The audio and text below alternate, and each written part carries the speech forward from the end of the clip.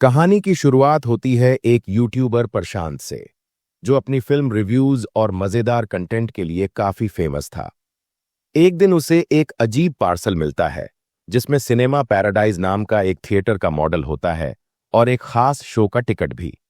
तभी उसके पास फोन आता है, जिसमें कोई कहता है कि हमने आपके लिए स्पेशल शो रखा है, आप अपनी फैमिली को भी ला सकते हैं, इससे हमारी फिल्म का प्रमोशन भी होगा। प्रशांत सोचता है कि अकेले ही चला जाऊंगा, फैमिली को क्या परेशान करना। थिएटर पहुंचने पर वो देखता है कि पूरे हॉल में सन्नाटा पसरा है और हर जगह सिर्फ हिचकॉक नामक एक डायरेक्टर की फिल्म के पोस्टर लगे हुए हैं। जब वो आवाज लगाता है कि कोई है क्या, तभी एक आदमी प्रकट होता है, जो वहां का ऑपरेटर था। वह उसे वेलकम करता है और पूछता है कि परिवार कहाँ है।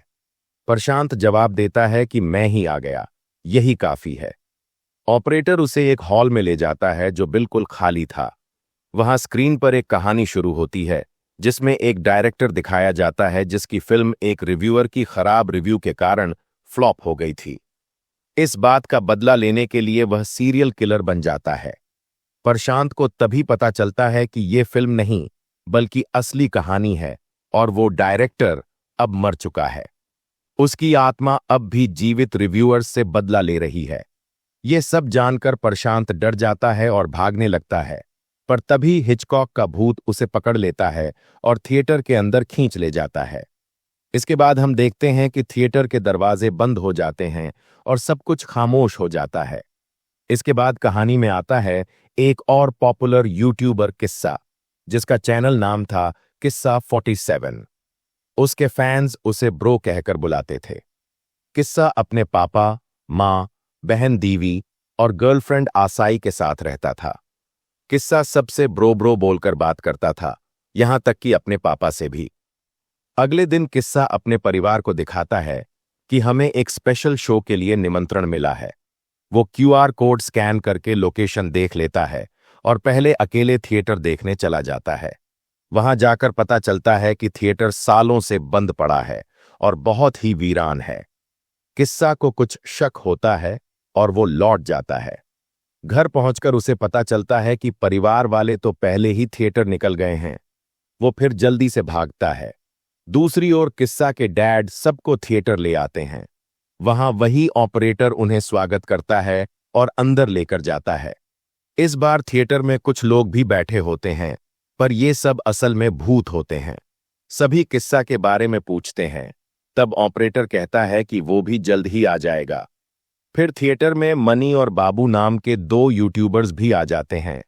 ऑपरेटर कहता है कि ये शो सिर्फ किस्सा 47 के लिए है, पर वो दोनों धौंस दिखाते हैं कि हम बड़े यूट्यूबर हैं, तुम्हारी फिल्म को फ्लॉप करवा देंगे। इस पर ऑपरेटर उन्हें भी अंदर आने देता है। दोनों पहले बाथरूम में जाकर स्मोकिंग करने लगते हैं और मजे लेते हैं। तभी किस्सा भी वहां पहुंच जाता है और अपनी फैमिली को खोजने लगता है। उसे बाबू और मनी मिलते हैं। वो उन्हें भी कहता है कि चलो मेरी फैमिली को ढूंढते हैं, पर वो मना कर देते हैं। आगे किस्सा थिएटर में जाता है और स्क्रीन पर देखता है कि किलर उसकी माँ को मार रहा है। स्क्रीन बंद होते ही थिएटर खाली हो जाता है। किस्सा चारों ओर टॉर्च घुमाता है और कोनों में भूरेत और किलर को देखता है। तभी हिचकॉक का भूत आता है और किस्सा को फिल्म के अंदर खींच लेता है। अगले पल किस्सा, मनी और बाबू खुद को एक शिप पर पाते हैं। किस्सा समझ जाता है कि हम फिल्म के अंदर फंस चुके हैं। वह दोनों को बताता है कि हमें किलर से बचना है। बाबू और मनी सीरियसनेस नहीं दिखाते और एक लड़की को ताड़ने लगते हैं, पर जब किलर आकर लड़की को मार देता है, तब उन्हें समझ आता है कि ये सब सच में हो रहा है। किस्सा और बाबू किलर से भागते रहते हैं। किस्सा चालाकी से किलर को करंट मारकर मार देता है और फिल्म का पहला चैप्टर खत्म कर देता है। अब शिप के कप्तान अनाउंस करते हैं कि सफर रोक दिया गया है और 2 दिन बाद फिर शुरू होगा। किस्सा को अपनी गर्लफ्रेंड आसाई की याद आती है। वो परेशान हो जाता है। तभी एक चाइनीज आदमी भागता हुआ आता है और कुछ चाइनीज में बोलता है, जिसे सब नहीं समझ पाते। किस्सा सबटाइटल पढ़ लेता है और राघवन को बताता है कि यहाँ खतरा है। राघवन और बाकी सब उसे पागल समझते हैं। आगे किस्सा देखता है कि उसकी फैमिली शिप पर अलग अलग किरदार बन चुकी है। किस्सा की माँ अब मॉडर्न लेडी बन चुकी है। बहन सोशल मीडिया इन्फ्लुएंसर बन गई है और पापा शिप के कैप्टन बन चुके हैं। किस्सा उन्हें बचाने के लिए राघवन और गोपाल से मदद मांगता है, पर सब उसे इग्नोर करते हैं। किस्सा अपनी माँ को किलर से बचाने की कोशिश करता है। वो चालाकी से किलर को दूसरी जगह भेज देता है। किलर के साथ फाइट में किस्सा उसे मार देता है। अब सब होटल पहुंचते हैं, जो कि फिल्म का अगला चैप्टर है। होटल में मिस्टीरियस लेडी और किलर फिर से दिखाई देते हैं। किस्सा को पता चलता है कि ये सब लोग इंसानों का मीट खाते हैं। किस्सा और बाबू मारन को ढूंढते हैं, जो कई भाषाओं को जानता था। तभी रॉबर्ट नाम का विलेन सामने आता है और सबको पकड़ने की कोशिश करता है। किस्सा और बाबू मारन के पास पहुंच जाते हैं। मारन बताता है कि किस्सा सही कह रहा था, ये सब फिल्म का हिस्सा है। पर तभी किलर वापस आ जाते हैं। किस्सा